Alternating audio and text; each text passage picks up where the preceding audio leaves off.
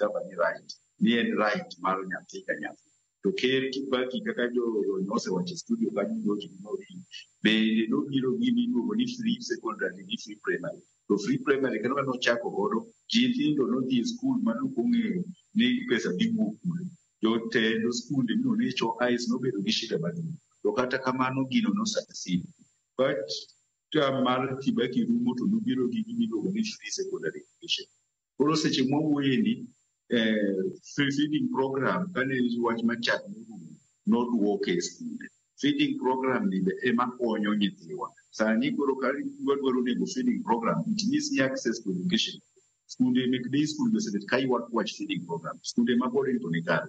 To ka kuro feeding program ema sirikal okele pesa. Waneno ka counties moko kaka Nairobi gi kata Paro kata Murang'a osekelo wach mar feeding program. Those governors ni county to wacho na ni basic education ok en margi, gin nomigi ECD kata early childhood. Koro ng'eny governors ok dwa keto pesa kuno.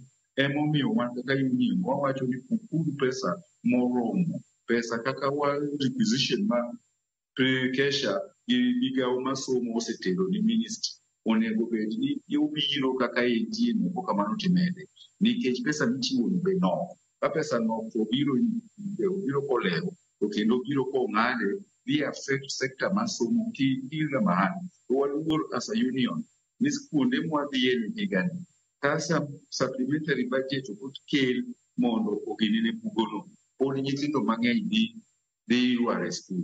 Nwaneno ka report no biro ni areas mag Kilifi kata Coast nitie scandal mar iluongo nang'o activity fee. To mano en mana area no kendi, but ok en mana area no kendi, but kuonde mang'eny scandal nitie. Seche momiyo HOI kuonde thuolo mar levy extra. Kaka koro wach mar activity ma iyudo ka sub-county onge pesa ma gichiwo, at the division onge pesa ma gichiwo, at the county onge, gichako mana at the national, regional. Then ministry chuno principal mondo omany pesa ni mitiyo godo marach mondo tuke otimre. Kendo ne waneno ka nyathi moro nyodhi e court, janyuol moro mar St. George's nyodhi e court ka wacho ni nyathini osetieko fees te to riembe nikech wach extra levy. Koro seche ma ng'ato nyalo dhi e court, jonyuol adi maonge power mar dhi e court ma nyithindgi koseriemb to koro beta ot. Mae affect sector access to education. Koro sirikal osebedo ka biro gi policies gi bedo gi hurdles e wang'yo. Policy mar access to education gi 100% transition.